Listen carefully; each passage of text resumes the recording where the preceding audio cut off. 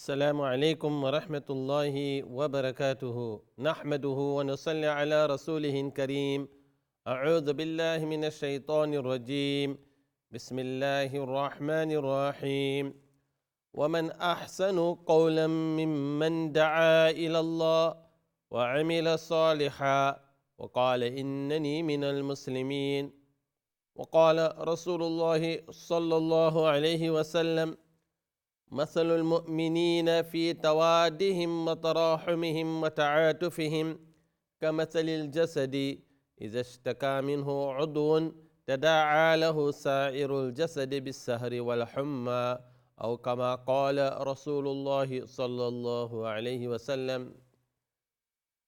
All praise is due to Allah subhanahu wa ta'ala, our nourisher, our sustainer, our creator. Allah subhanahu wa ta'ala, who has created this entire universe. Every day that is passing by, we approach and come closer to the blessed month, a very special month, the month of Ramadan. On the 7th of March, we will be looking and searching for that hilal and crescent moon for the Islamic month of Rajab. And when the month of Rajab sets in, yes, indeed, we pray and make dua that Allahumma barik lana fi Rajaba wa Sha'ban wa ballighna Ramadan. How fortunate indeed are those when we make a dua and we pray that Almighty Allah Ta'ala give us life to see the blessed month of Ramadan.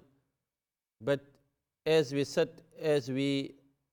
continue living and carrying out our daily routinal mundane activities, neither you nor I know would we love to see such a great and blessed month.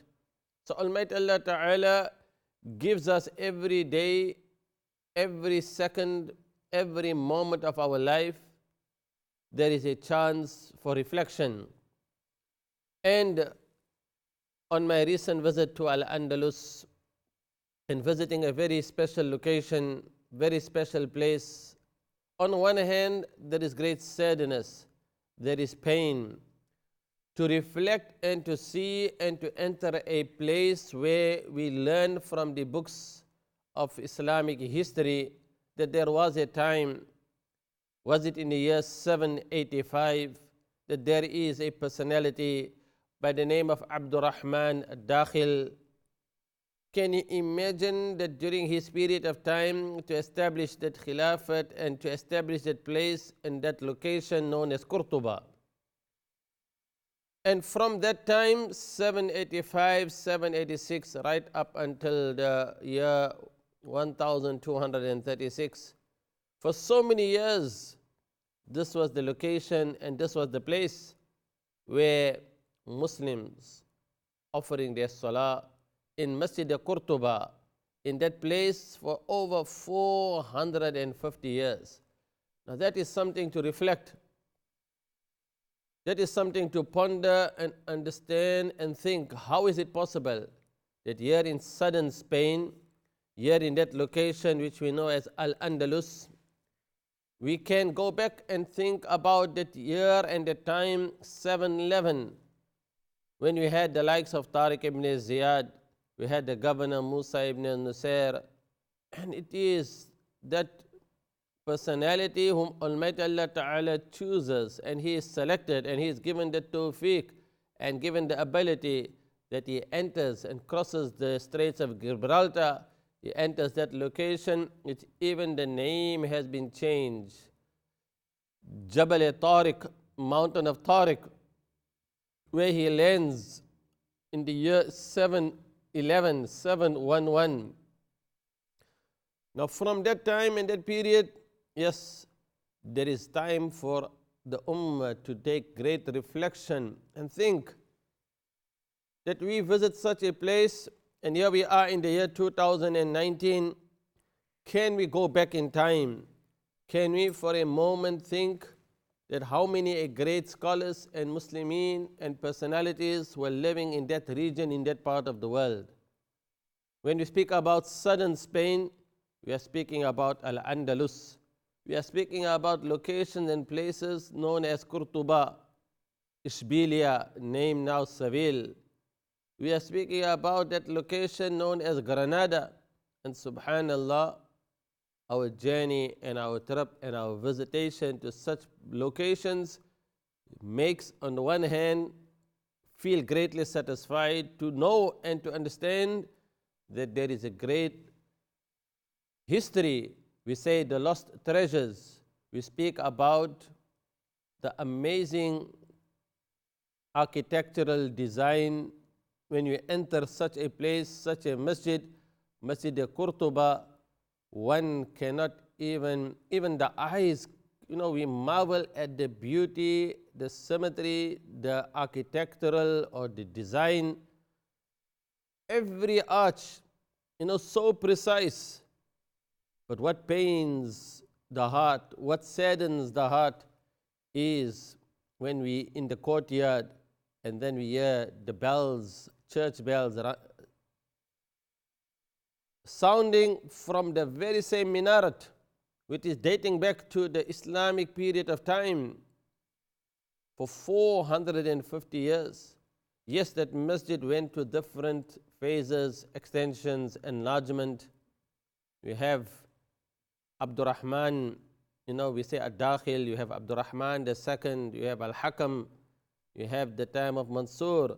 But right in the center, as we are walking, we see that it is as if though a cathedral has been planted right in the center of Masjid al-Qurtuba.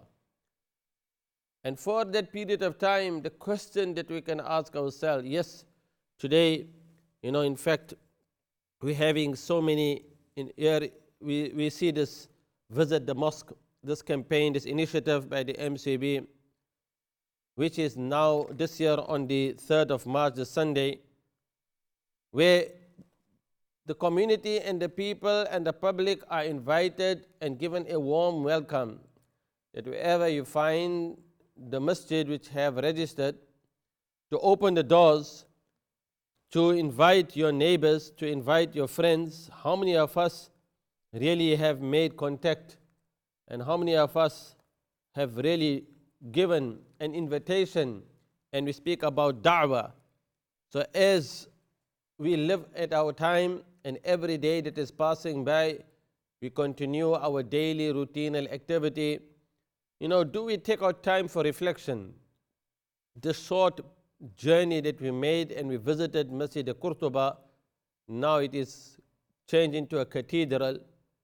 It was very painful even to spend the time, to spend one night there and then think, and you see the doors and you see the walls and you see the minaret, and then when you're entering, you have to buy the ticket, the 10 euros for gaining entry to a place of worship where at the time Salah, Adhan, and scholars in their great numbers, students were there in that very same place and location. This is not 4 years or 5 years, this is 450 years. That is the reality of how a masjid has been changed to a cathedral. In the year 1 to, it's like consecrated as a place of worship for the church.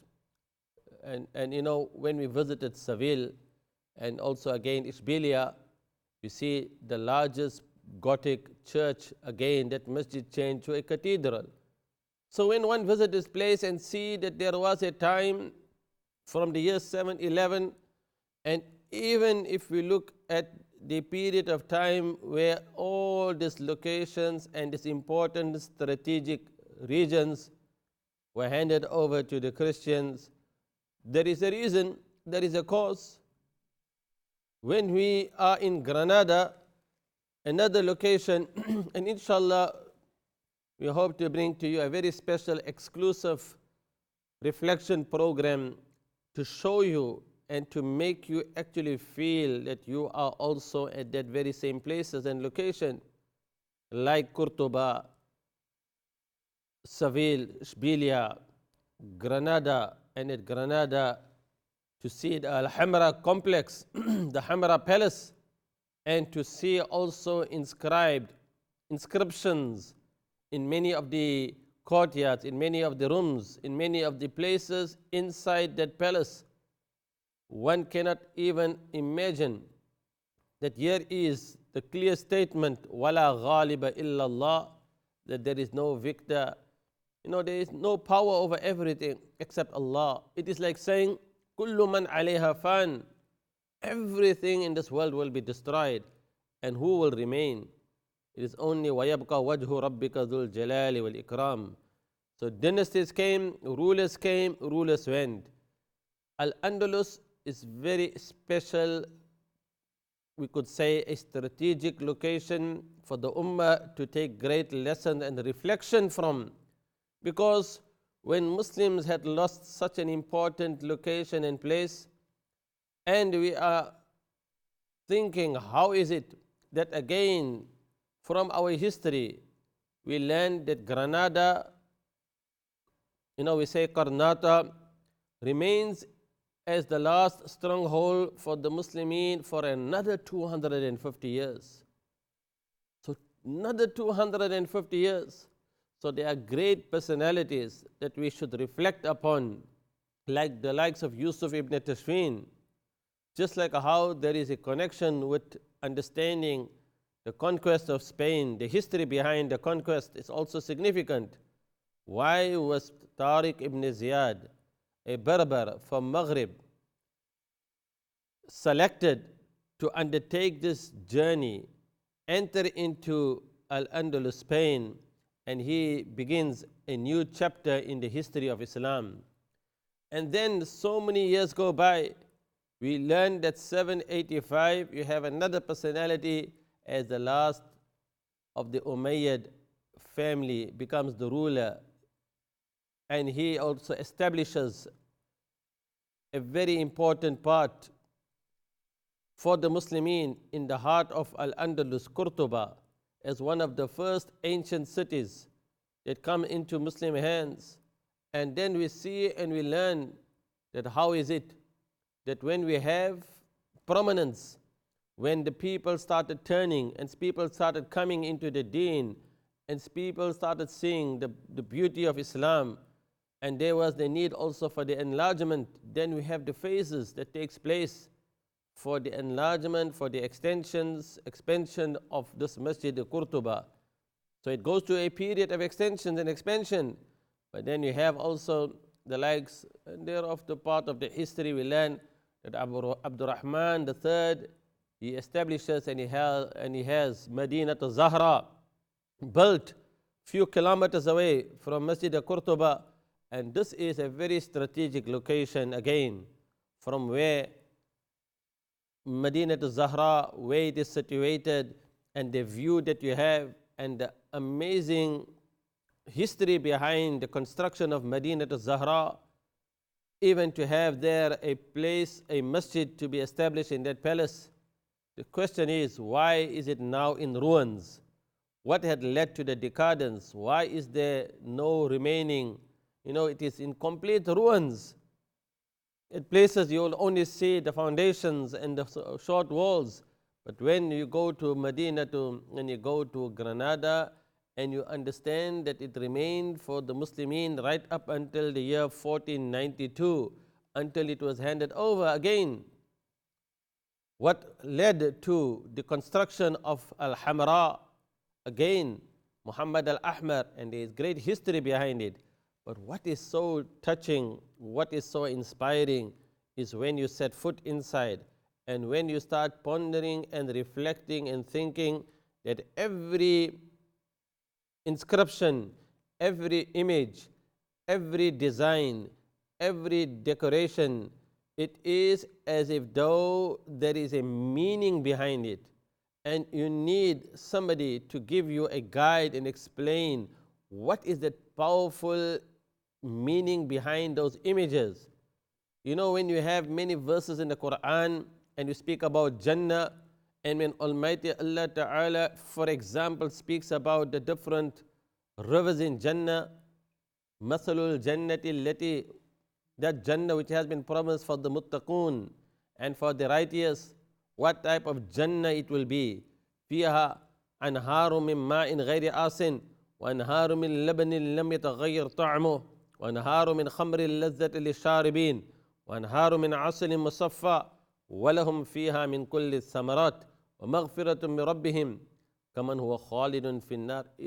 Verses of the Quran giving us description of Jannah, you will able to relate to the many of the verses of the Quran, why it has been built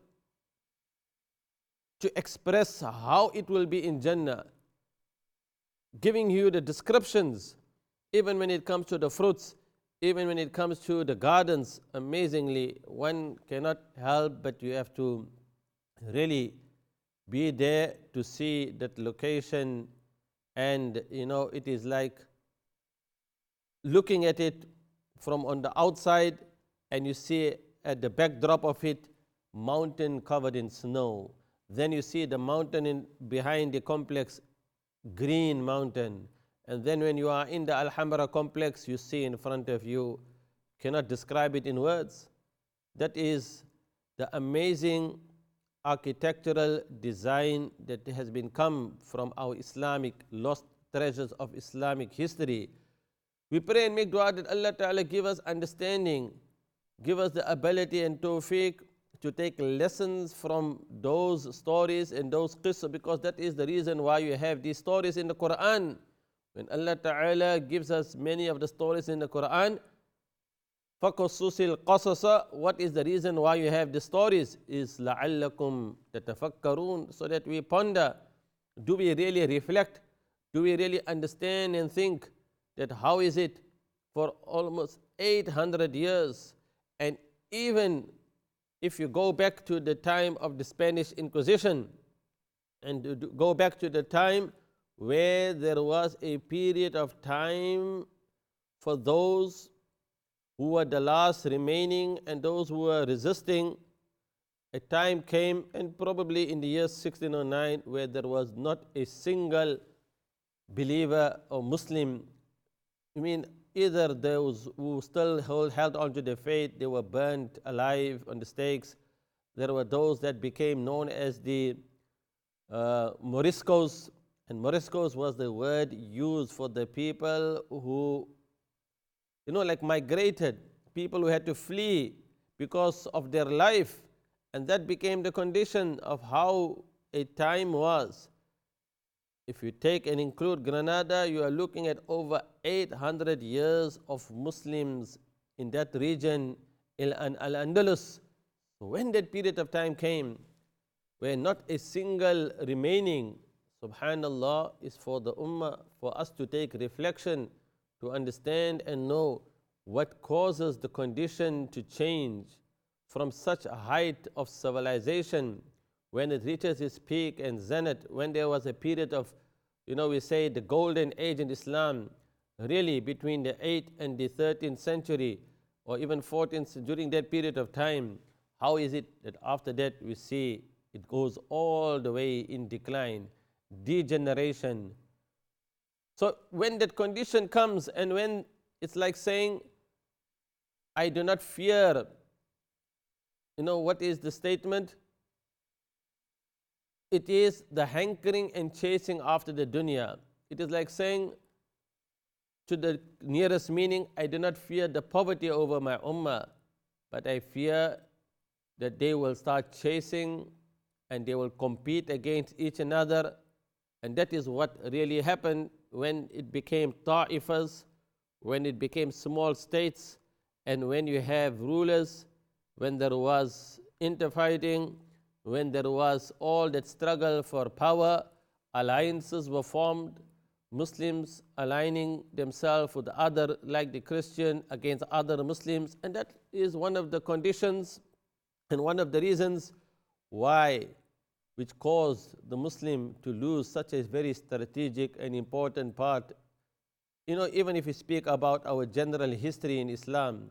So it is again knowing, understanding that here we are at a time, here we see how it was when Europe was in darkness, when there is the dark ages. There in Cordoba becomes the height of civilization, where even for kilometers in the streets of Cordoba, they had even street lights. Look at the advancement. Amazingly, when we visited Malaga, As we are driving past, we were shown a road which had a tower over it, or like a bridge built over it in the shape of a wing, and that is given the name of Abbas ibn Firnas. So named after the first person who introduced, or even we learn that he stood and he took that first flight from the minaret there in Qurtuba. When we look at the Jami al-Ahkam of Al-Qurtubi, it is again going back to Al-Andalusi, Al-Qurtubi, Imam Al-Qurtubi, great scholars, the likes of Muhyiddin ibn al-Arab, ibn Rushd, subhanallah.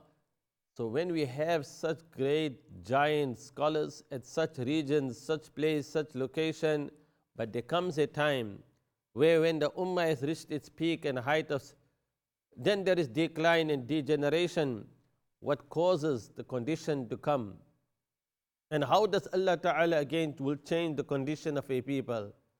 What is really and was really striking, as we were and we completed our journey and visit to Al-Hamra complex and the palace, and then on a Friday, Yawmul Jum'ah, because that is on a hill called Sabika Hill, and on the other side of the, because where Granada is and where the palace is, on the hills, on another hill, there is a masjid which is dating back only about 20 years. And we hear that many of those original, we say Spaniards and those Europeans and those who have reverted to Islam, they played a role in establishing a first masjid there in Al-Granada. Not a first masjid, but a masjid that is faced on a hill, facing in the direction and showing you from there. You have a breathtaking view of the entire Hamra complex. So yes, indeed, there is a great spirit of revival. There is a time, a condition where you will now visit and you would learn a lot about the lost treasures of Muslim Spain. How can we as a ummah take lesson when we are facing so many great challenges? We are in the 21st century, and the challenges that we are facing and living as the ummah is in different parts of the world, as living as minorities or in different places where many of laws are introduced, and it becomes a great clash with regard to many and conflict with regard to our Islamic values. And our great challenge that we are facing right now is, although we have this visitation and invitation for people to come to the mosque, and just like where I am there in the Pearly Mosque, it will be open, and many masajid that have registered, inviting people, welcoming them as your Muslim neighbors. We are so happy that you can join us. You know, the invitation says for tea and a good chat. We hope you will be able to share with you what happens in the house of God, and are happy to talk to you about our faith and what we do. Above all, we want to take this opportunity to make new friends and bring our community closer together, of all faiths and none. So this Visit My Mosque initiative, where mosques across Britain organize an open day, inviting their neighbors and you're inviting your friends. And just like how when you are inviting your neighbors, your friends, people of faiths, people of no faiths, you get the opportunity, and many people, because the only information they have about Islam and Muslims is what they read in the media.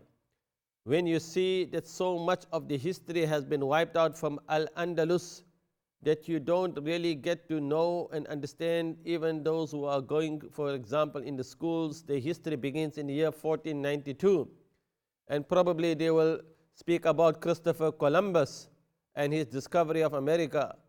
Is that what the year 1492, is that what it speaks about? Everything before that, as if though those who came, and they are being referred to using is it derogatory to say Moor Spain, and creating the impression that they were barbaric invaders, ruthless. The reality is not what we learn when you're on the ground. So therefore, we say when a people have opportunity to visit the mosque, to able to understand and have reflection and see what happens in a masjid and what a masjid should be like and how it was and how it should be. Even if you take that masjid, Qurtuba, what was it and how was it, and look into the courtyards and the way the masjid had been built. Subhanallah, you have an opportunity for a people to, for the first time, when they hear and they see and they listen to the call of prayer. Before we will go now for a break, and reminding you of the verse of the Quran, وَمَنْ أَحْسَنُ قَوْلًا مِمَّنْ دَعَا إِلَى اللَّهِ. There is no better a speech than that one who invites to Allah, وَعَمِلَ صَالِحًا, and he does righteous actions, and he says that I am from the Muslimin. Keep watching until after the break. Assalamu alaikum wa rahmatullahi wa barakatuhu.